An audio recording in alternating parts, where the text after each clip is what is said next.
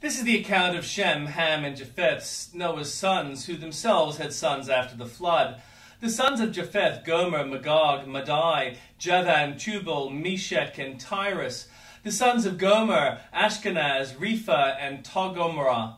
The sons of Javan: Elisha, Tarnish, and the Kittites and the Rodanites. From these the maritime people spread out into their territories by their clans within the nations, each with its own language.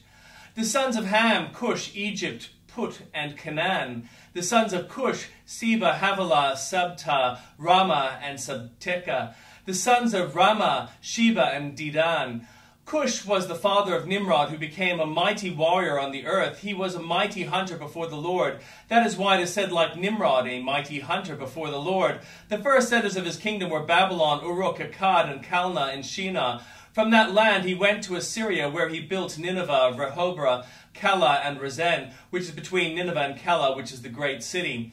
Egypt was the father of the Ludites, Anamites, Lehabites, Naptites, Pathrosites, Cashosites, from whom the Philistines came, and Capthorites. Canaan was the father of Sidon, his firstborn, and the Hittites, Jebusites, Amorites, Girgagites, Hivites, Archites, Sinites, Arvadites, Zemarites, and Hamathites. Later the Canaanite clans scattered, and the borders of Canaan reached from Sidon towards Gerar as far as Gaza, and then towards Sodom, Gomorrah, Admah, and Zeboim as far as Lasha. These are the sons of Ham by their clans and languages and their territories and nations. Sons were also born to Shem, whose older brother was Japheth. Shem was the ancestor of all the sons of Eber. The sons of Shem: Elam, Asher, Arphaxad, Lud, and Aram. The sons of Aram: Uz, Hul, Gether, and Meshech. Arphaxad was the father of Shelah, and the Shelah the father of Eber. The two sons were born to Eber. One was named Peleg, because in his time earth was divided. His brother was named Joktan. Joktan was the father of Almadad, Sheleph, Hazarmath, Jerad, Hadaram, Uzal, Dikla, Obla, Abimael, Sheba, Oper, Havilah, and Jobab. All these were the sons of Joktan. The regions where they lived stretched from Mesha toward Sephar in the eastern hill country. These are the sons of Shem by their clans and languages, in their territories and nations. These are the clans of Noah's sons according to their lines of descent, within their nations. From these the nations spread out over the earth after the flood. Now the whole world had one language and a common speech. As people moved eastward, they found a plain in Shinar and settled there. They said to each other, "Come, let's make bricks and bake them thoroughly." They used brick instead of stone and tar for mortar. Then they said, "Come, let us build ourselves a city with a tower that reaches to the heavens, so that we may make a name for ourselves. Otherwise, we will be scattered over the face of the whole earth." But the Lord came down to see the city and the tower the people were building. The Lord said, "If, as one people speaking the same language, they have begun to do this, then nothing they plan to do will be impossible for them. Come, let us go down and confuse their language, so they will not understand each other." So the Lord scattered them from there over all the earth, and they stopped building the city. That is why it was called Babel, because there the Lord confused the language of the whole world. From there the Lord scattered them over the face of the whole earth. This is the account of Shem's family line. 2 years after the flood, when Shem was 100 years old, he became the father of Arphaxad, and after he became the father of Arphaxad, Shem lived 500 years and had other sons and daughters. When Arphaxad had lived 35 years, he became the father of Shelah, and after he became the father of Shelah, Arphaxad lived 403 years and had other sons and daughters. When Shelah had lived 30 years, he became the father of Eber, and after he became the father of Eber, Shelah lived 403 years and had other sons and daughters. When Eber had lived 34 years, he became the father of Peleg, and after he became the father of Peleg, Eber lived 430 years and had other sons and daughters. When Peleg had lived 30 years, he became the father of Ru, and after he became the father of Ru, Peleg lived 209 years and had other sons and daughters. When Ru had lived 32 years, he became the father of Serug, and after he became the father of Serug, Ru had lived 207 years and had other sons and daughters. When Serug had lived 30 years, he became the father of Nahor, and after he became the father of Nahor, Serug lived 200 years and he had other sons and daughters. When Nahor had lived 29 years, he became the father of Terah, and after he became the father of Terah, Nahor lived 119 years and he had other sons and daughters. After Terah had lived 70 years, he became the father of Abram, Nahor, and Haran. This is the account of Terah's family line. Terah became the father of Abram, Nahor, and Haran became the father of Lot. While his father Terah was still alive, Haran died in Ur of the Chaldeans, in the land of his birth. Abram and Nahor were both married. The name of Abram's wife was Sarai, and the name of Nahor's wife was Milcah. She was the daughter of Haran, the father of both Milcah and Ikah. Now Sarai was childless because she was not able to conceive.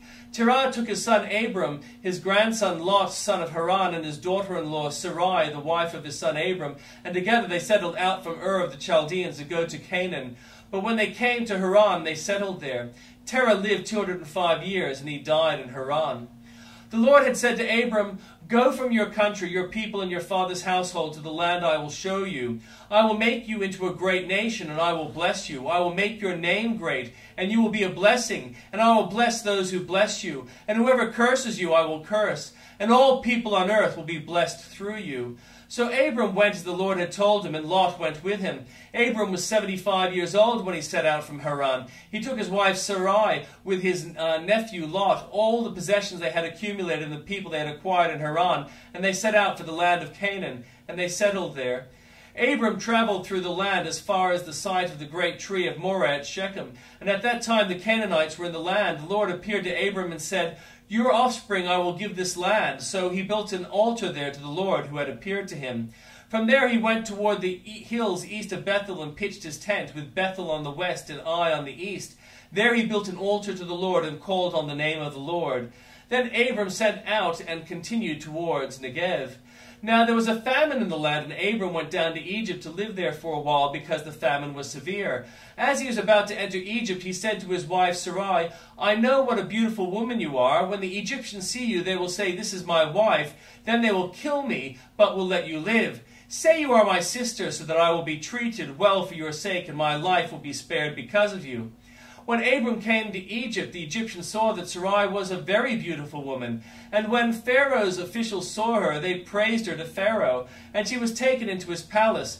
He treated Abram well for her sake, and Abram acquired sheep and cattle, male and female donkeys, male and female servants, and camels. But the Lord inflicted serious diseases on Pharaoh and his household because of Abram's wife Sarai. So Pharaoh summoned Abram. "What have you done to me?" he said. "Why didn't you tell me she was your wife? Why did you say she is my sister, so that I took her to be my wife? Now then, here is your wife. Take her and go." Then Pharaoh gave orders about Abram to his men, and they sent him on his way with his wife and everything he had. And the New Testament reading.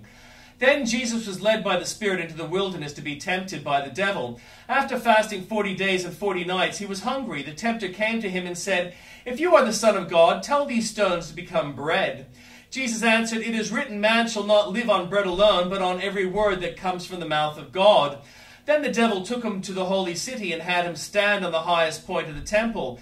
"If you are the Son of God," he said, "throw yourself down, for it is written, he will command his angels concerning you, and they will lift you up in their hands, so that you will not strike your foot against a stone."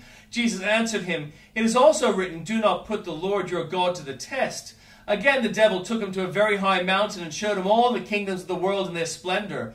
"All this I will give you," he said, "if you bow down and worship me." Jesus said to him, "Away from me, Satan, for it is written, worship the Lord your God and serve him only." Then the devil left him, and angels came and attended him. When Jesus heard that John had been put in prison, he withdrew to Galilee. Leaving Nazareth, he went and lived in Capernaum, which was by the lake in the area of Zebulun and Naphtali, to fulfill what was said through the prophet Isaiah. "Land of Zebulun and land of Naphtali, the way of the sea, beyond the Jordan, Galilee of the Gentiles, the people living in darkness have seen a great light. On those living in the land of the shadow of death, the light has dawned." From that time on, Jesus began to preach, "Repent, for the kingdom of heaven has come near." As Jesus was walking beside the Sea of Galilee, he saw two brothers, Simon called Peter and his brother Andrew.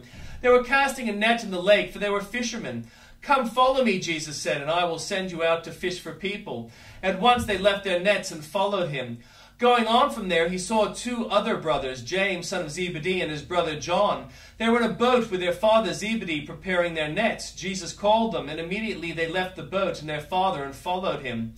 Jesus went through Galilee, teaching in their synagogues, proclaiming the good news of the kingdom and healing every disease and sickness among the people.